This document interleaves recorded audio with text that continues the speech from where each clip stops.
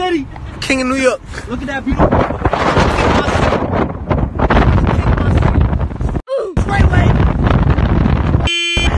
With his recent release from prison only a couple weeks ago, Tekashi 6ix9ine's sordid legal problems of the past 2 years, well, they're apparently finally coming to an end. Now, all in all, his story has been a wild opus that's deserving of a Hollywood classic film, like the type to be directed by Francis Ford Coppola, or at the very least, Martin Scorsese. Now that the Clown Prince of Hip Hop has been released, well, there are a couple questions on everyone's mind. What will he do next? And what's his financial situation like now that he's out of jail? Well, we're gonna answer that, but the first question, only time will tell. I mean, he's already having fun with his Snitch nickname, having changed his Instagram photo to a cartoon of himself sitting in a mousetrap while eating cheese. And his bio, it now reads, "Why everybody calling me a snitch? I'm missing something." Now, he also jumped in the comments section on a post made by the Shade Room, which regarded the Los Angeles mayor offering rewards for snitching on businesses violating the city's stay-at-home order. And underneath that post, well, he wrote, "Coming to the rescue." Now, it looks like he's making light of the whole situation, but that's not something he can really make a career out of. At least not safely. Now, in terms of the second question, like what kind of money he's working with, well, that's what we're here today to find out. What's going on, guys? It's Roy Michael McCrudden hitting you guys with another video we've titled The Snitch Life. Now, Tekashi, he's always been a huge fan favorite here on this channel, and today we're going to take an in-depth look on how he found himself in prison and how he got himself out. We'll also be taking into account all the money it cost him along the way. Now, if you're looking for a more detailed video about his big purchases from before his prison days, including estimates on his tattoos and all his jewelry, well, make sure to circle back and check out our The Rich Life video on 6ix9ine from around 2018. Anyway, for the Snitch Life, let's get into this video.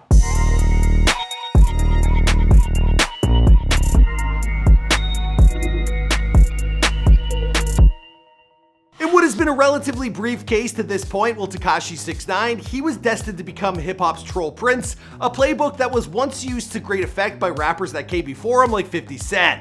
Now that guy, he dissed his way to the top of the rap throne in the early 2000s. But the way in which social media now connects all of us together at the speed of light, it put Tekashi on a crash course with destiny that he simply couldn't control. Now, speaking with Rolling Stone, Elliot Grange, the CEO of Tekashi's label 10K Projects, well, he said this about 6ix9ine. He is the Donald Trump of the music industry. Okay, as hard as that might be for some of us to believe, I think my man meant that as a compliment. Now, to his friends, Tekashi was always known as Danny, even after he put up 14 songs on the Billboard chart and started hanging out with the likes of Kanye West. One more thing, do you have any advice for Kanye? Because, like, listen, whenever you come out, everyone's saying there's people acting. Oh, no, I'm about to meet up with Kanye right now. Danny Hernandez was born on Locust Avenue in Bushwick, where he worked at a Stay Fresh Grill and Deli, where he worked when he was just a teenager. Now, he picked fights on Instagram and he lived in a crowded 2-bedroom apartment in a derelict flat. Now, his friend Andrew Green, who would go on to direct Tekashi's Gummo music video, well, he remembers his friend's former residence stating, "His mom's house, that was like him, his mom, his brother's girlfriend, his girlfriend, and his kid." Yeah, itty bitty living space. Now, in his youth, Tekashi, he liked to provoke people endlessly. Now, many of his closest friends, they were once enemies and vice versa. Now, most relationships, they began with him harassing someone on social media, only to disarm them with kindness in person. Now, Tekashi's biological father, he abandoned the family when he was only an infant, and his adoptive father, he became Tekashi's real father. But then in early 2010, when Tekashi was only 13, well, his adoptive father was shot and killed outside their apartment on a busy street in the middle of the day. Now, this crime, it was never solved. And it wasn't long after that Danny, he began acting out and he was expelled in the 8th grade. Now, as his family struggled financially, well, he took up odd jobs around Bushwick, but he was reportedly always let go. Now, he never attended even a day of high school. Then in 2015, Tekashi's girlfriend, she got pregnant. Now, having lost 2 fathers himself, well, Tekashi was determined to be there for his child. But living in an apartment with 5 other people wasn't exactly optimum living conditions. With no education and only a minimum wage job, well, young Danny knew that he needed to make designs on something else if his family was going to survive. So he decided, of course, to become a rapper. He released songs like 6ix9ine, Pimpin', and 4769, with many of these early hits being promoted by Slovakian music label FCK Them. But then controversy hit. In February of 2015, he traveled with a rapper friend named Taquan Anderson to a trap house in Harlem to shoot footage for a new video. Now, instead, the two, they ended up making a series of home videos, and then they posted them to Instagram. Now Tekashi, he even tagged himself in these videos. Now posting a video like that to social media, it's bad enough, but it's a whole lot worse when the girl in the video is only 13 years old. Okay. Now pretty soon Tekashi, he found himself talking to the NYPD Special Victims Squad. He admitted to the offense and he was arrested. Now his bail, it was set at $100,000, a sum that he could never hope to pay that early on in his career. Now he spent the next few months in Rikers Island. But how many people out there get caught in some where a girl lie about her age? There was no sexual intercourse between me and the female at all. It was just I got arrested for being in the situation. Did you plead guilty? You pled guilty, right? I pled guilty like this quick, blood. Why?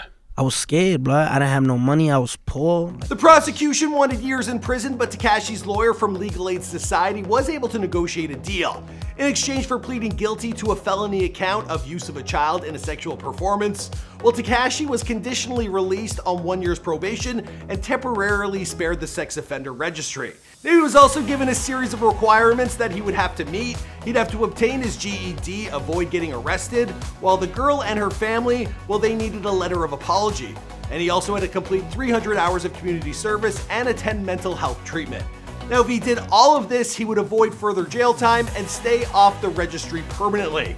But Tekashi, he didn't keep up his end of almost any of those conditions. Instead, he buried the incident and focused on his music career. Now Tekashi, he would take crazy risks, and he always pushed the people around him to do the same. Now by this point, he was reportedly making around $500 for a feature, and Andrew remembers. We'd be hustling, scraping up money to shoot a video in LA or some shit. We would only have money for one-way flights, and maybe enough to buy 2 bags of ramen noodles when we got there. In 2017, when the song Polls 1469 by Trippie Redd featuring Tekashi went gold, well, a bidding war erupted to sign 6ix9ine. Now Grange, the executive of 10K from the beginning of our story, well, he couldn't afford to compete financially with a lot of the offers, but what he did offer was complete creative control. Now that's all it took for Tekashi to bypass more lucrative offers and sign with 10K. Now after Tekashi shot Gummo, Grange, he tried to kill the video, citing that the gangster image was not the right look for Tekashi, but Tekashi, he executed the creative control clause in his contract and he released the video anyway. Gummo was unveiled the same month as the Me Too movement started to gain momentum. Then when the rumors began to recirculate about Tekashi's former arrest, well, very few people around the world were willing to normalize a convicted underage sex abuser. Now he struggled to get radio play and TV appearances. And yet the re-litigation of Tekashi's sex case, it wasn't even the worst thing that would come out as a result of the Gummo video. No, that honor, it belongs to the first meeting between Tekashi and a man named Kifano Jordan, better known as Shotty, allegedly a member of the 9 Trey Bloods, with a record of arrests and drug charges. Now by many accounts, after meeting him during the video shoot, well, Tekashi made Shotty his unofficial manager. Now it was at this point that violence really began to follow Tekashi around everywhere he went. Now there's a video of gunfire outside a nightclub in Minnesota.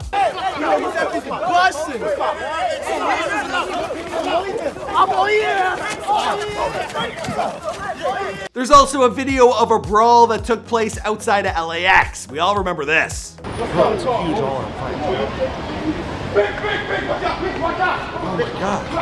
my god. Oh my god. This is too crazy. I know. Oh my god. And then there was the gunfire at the video shoot in Beverly Hills for the song featuring Tekashi, Nicki Minaj, and Kanye West. Now to make matters worse, well, Tekashi, he often posted to Instagram obnoxious content, and he would display his expensive jewelry, including a diamond-encrusted necklace of the Jigsaw marionette, which he claimed cost him $300,000. And then he begged anyone, to try and steal it from him. Which, you know, when there's people shooting at you, you just probably shouldn't do. I left my Jigsaw chain, my saw chain in the Uber, and I just realized right now that I left it in the back seat. Ooh, cringe.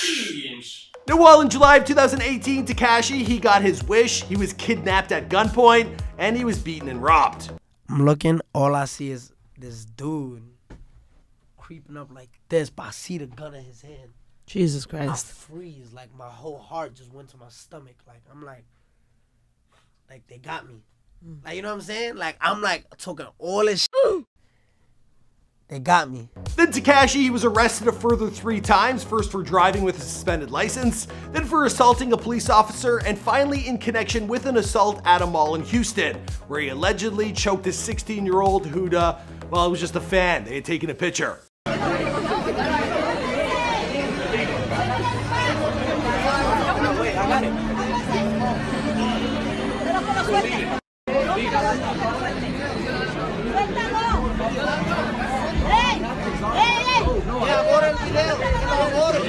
And we all know how that went, right? Treyway! Well, by this point, we should all be able to guess how well Tekashi followed those conditions. Now, the very night he was released from sentencing, well, Grange, he took Tekashi out for dinner to celebrate at a swanky Chinese restaurant in Manhattan called the Philippe. And there, Shotty and his crew, they attempted to attend, but they were denied entrance into the restaurant. From there, well, chairs were thrown, shots were fired, and one of Shotty's men got hit in the gut with a bullet. Now, 3 weeks later, Tekashi, he was firing Shotty and his entourage via Instagram. He was calling it quits with all of them. If you need shows, I will let people know that I'm booking shows. Or if you're not on the phone with me, do not book that show, because it's not me. I fired everybody. I don't give a who you used to see me with. They no longer around. It's a dub. Now, by this point, feds, they'd already been searching Tekashi's home. Now, Tekashi, he did at one point own a house in Brooklyn, but by that time that the feds began to search it, well, he was already in the process of moving out and selling it. Still, the feds, they managed to find an illegal firearm and backpacks that had been reported stolen. Now, Tekashi, he was approached by the FBI, who told him that his life was in danger. Now, it turns out that Shotty, he was already the target of an open federal investigation, and that law enforcement had been wiretapping his phones for weeks. They had heard chatter that Tekashi's life was in danger as a fallout for having fired Shotty. Now, in fact, he was in line to be super violated. Whatever the hell that means. But man, it don't sound good. More like the kind of thing that happens to you when you're already in prison. You know what I mean? Ugh. So the FBI, they offered Tekashi protection, and Tekashi, well, he turned them down. Yeah, an indictment soon followed, and Shotty and 4 members of his crew, well, they were all arrested. Sorry, this includes Tekashi. Brooklyn rapper Tekashi 6ix9ine is in federal custody, facing racketeering and firearms charges. Law enforcement sources say the rapper, whose real name is Daniel Hernandez, was arrested this morning. Several of his former associates were also taken into custody. The arrest comes less than a month after the rapper was sentenced to probation in a sex crimes case. Famous rappers have had dust-ups with the law in the past, that's nothing new, but the scale on which Tekashi's case was operating was on a whole nother level. Now, it alleged an extraordinary range of offenses from drug dealing to firearm charge to armed robbery and 2 attempted murders. Now, at his arraignment in November of 2018, well, Tekashi, he was denied bail despite offering to surrender his passport and pay almost $2 million in bail. Now, Tekashi, he was brought to federal jail in Brooklyn, but once there, his life was threatened and he was immediately transferred to a private facility in Queens. 9 days after his arrest, well, Tekashi's first official album, Dummy Boy, well, it was released online. It debuted at the #2 spot on Billboard Top 200. Now, at this point, album sales were probably the last thing on Tekashi's mind. His bank account and assets, they were all frozen by the federal government. This included an account with $1.7 million in it and an account that deposited money in for his mother. Now, 2 months later, Tekashi, he started singing a different tune. All in all, Tekashi, he pleaded guilty to 9 federal felonies. This included racketeering, conspiracy, firearm charges, narcotics trafficking, and violent crimes in aid of racketeering. Now, the feds, they went after a small amount of Tekashi's frozen assets. They slapped him with a $35,000 fine for his offense, and then went after an additional $2,000 that he made while brokering a drug deal in Brooklyn in the summer of 2018. The money was handed over to the Treasury Assets Forfeiture Fund. Now, if Tekashi hadn't paid that money, the feds, they would be able to start seizing his larger assets and property, which WealthyGorilla.com currently estimates to be around $4 million. Now, this includes a series of cars like a custom Ferrari worth $200K, also a Rolls-Royce Ghost worth around $340,000. Now, it's unclear if Tekashi ever got around to selling his Brooklyn home, but that would be included as well if he didn't. A judge then sentenced Tekashi to 2 years, citing his cooperation with prosecutors as the reason for the leniency. Before his sentencing, well, Tekashi, he had this to say: "I'm not a victim. I put myself in this position from day one. I made a lot of bad choices in my life, but that does not make me a bad person." While appearing before the judge, well, Tekashi, he apologized to his family, his fans, and his victims. Now, he broke down shortly after when he realized that his biological father, who he hadn't seen since his infancy, well, he was sitting in the courtroom. Now, it should also be noted that during his sentencing, well, Tekashi, he offered to pay the medical expenses for several of his victims, the sum total of which, well, it was undisclosed. Despite being sentenced to 2 years in prison, well, things were finally beginning to take a bit of an upturn for Tekashi. In October of 2019, despite still sitting in prison, well, Tekashi was signed to a new contract by 10K Projects for 2 new records, one in English and the other in Spanish, to the sum of $10 million. Now, I don't know what the record is for the highest sum anyone has ever been signed to while serving time in prison, but that's gotta be up there. I mean, I spent 30 plus years outside of prison, and no one's offered me a contract worth 10 mil.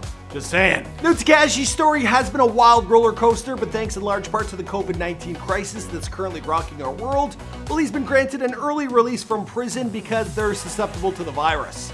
Now, he'll serve 4 months under house arrest, but his actual whereabouts is a bit of a mystery. I mean, the guy is a snitch, so, you know, his safety has to be protected at all costs. But if history can teach us anything, it's that trying to control what Tekashi 6ix9ine will do next, well, it's a pretty hard thing to do.